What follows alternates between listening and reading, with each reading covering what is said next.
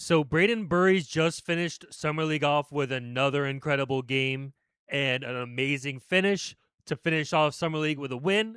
And for the entirety of Summer League, he's averaged 24 points, 5 rebounds, 4 assists, 2 steals, 50% from the field, 36% from 3, and 3 total turnovers across the entire Summer League. And now I will always say Summer League isn't everything. We've seen guys be great in Summer League and not be much in the NBA. We've seen guys be trash in Summer League and be great in the NBA. But it's definitely something. And the fact that he is excelling in pretty much every single area is incredible to see. And before I get deeper into it, let's watch these highlights and then watch Nate Ament because he has been cooking as well.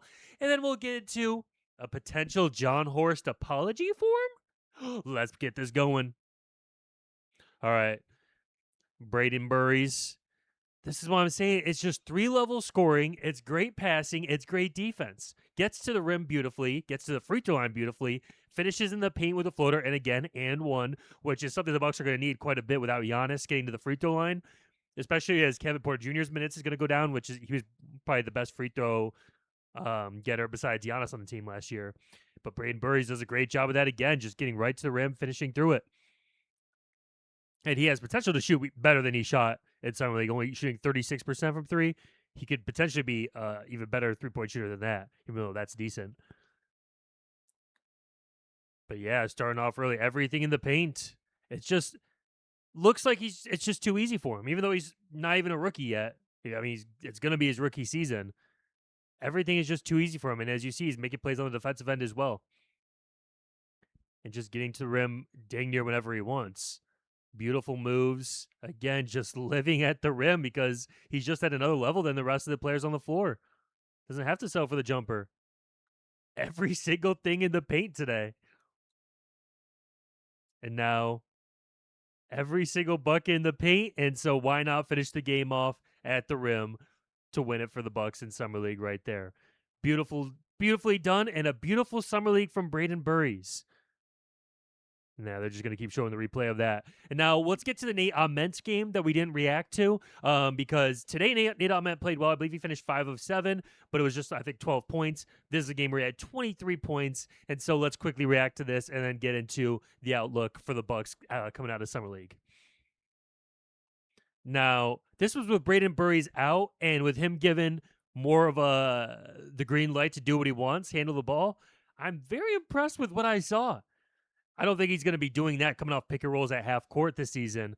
But just the fact that he's capable of doing that shows that, all right, this man has more to his game that we could be pulling out of him in years to come.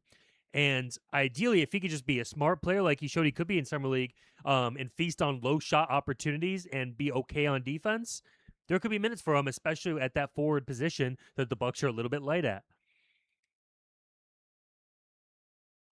He just has to be able to rebound the ball well, which he definitely did in college. So if he could be that 4 that is able to provide size, shooting, and rebounding, could definitely get on the floor a good amount his rookie season. But also showing some strength right there, getting to a nice spot on the block, and that's on a lottery pick last year. I believe that was to Johnny Salone guarding him, or lottery pick 2 years ago. Guy that should be much stronger than him. Tough finish right there from Nate Ament. And as he gets stronger, he'll be even finishing through that, maybe getting an and one right there rather than having to lean back. But again, that's on a third-year pro right there. A little burst right there, finishing through the contact. There's a lot to like here. A 19-year-old, 6'10 dude with a handle, could shoot, length. This is a guy that I was worried about the Bucks taking at number 10, but at number 13, especially with what I've been seeing in Summer League, I'm liking it quite a bit. Be able to bring the ball forward to transition, find the man, get it back. Easy finish at the rim. So yeah, right now I'm feeling great about the Bucks. The last thing we're waiting to see is the potential Peyton Watson trade happen, which has me excited and nervous at the same time because I'm worried about what the Bucks could give up. I actually really like Jaquez, so giving him and a pick or two up concerns me, but I do like Peyton Watson. As it comes to these guys, yeah, John Horst, I got to give it up to you. I know it's just Summer League, but if I could go back and change anything, I wouldn't change a thing about this draft. Right now, these are the two perfect guys to have. Braden Burries, I think, if you look at it objectively, statistically, he was the best player in all of Summer League. That includes DeBonsa, that includes Darren Peterson, that includes Caleb Wilson. When you look at totality, taking care of the ball, efficiency, shooting the ball, rebounding, assists, points per game, everything in totality, good case to be made that Braden Burries was the best player at Summer League. And Nate Ament, as soon as he was given that green light to run some things, 23 points from him and a win. So I love what I'm seeing. But Markovich still, a little bit raw, but definitely better than what we saw last year. And there's definitely something there. It might not be ready to go right now, and he might not ever be a great NBA player, but there's definitely basketball talent with Markovich. So I'm really excited for this Bucks team right now. I love this draft.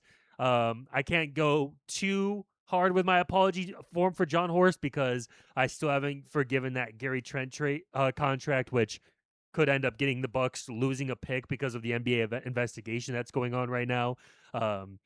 It just was never worth promising Gary Trent that contract. And I've seen some people defending it. I'm kind of combining all the videos I haven't made the last few days. But with the NBA investigating the Gary Trent contract that we reacted to, the 4-year, $64 million deal, I've seen some people in my comments defending it, talking about like, oh, but, we had to do this to get him to sign to a minimum deal for 2 years.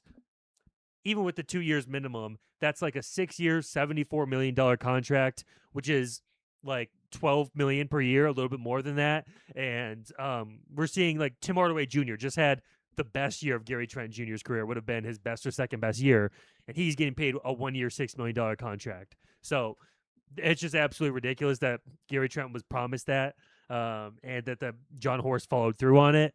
But who knows? If we could get a steal for Peyton Watson, and maybe, but honestly, I don't think it's worth doing this schmoozing stuff with Rich Paul. I feel like usually you're just going to get the bad end of it. We've gotten a favor out of Rich Paul in the past with Chris Livingston falling to the Bucks. I remember the report came out. Chris Livingston was a Clutch client, and reportedly Rich Paul told other teams not to draft him because he wanted to go to the Bucks. And it's like, sure, we get those favors because we follow through on our word for Rich Paul, but did that favor do anything for us? Not really. We got a mediocre prospect that otherwise we wouldn't have gotten, but he didn't turn out to be anything anyway. At the end of the day, it's a ruthless business, and I'd rather Daryl Morey style. If you're going to make promises, don't follow through on it if it doesn't make sense later on. I'd rather a scumbag that makes smart decisions. But that's just me. Let me know what you all think, how you're all feeling coming out of Summer League. Drop a comment, hit that like and subscribe if you wanna.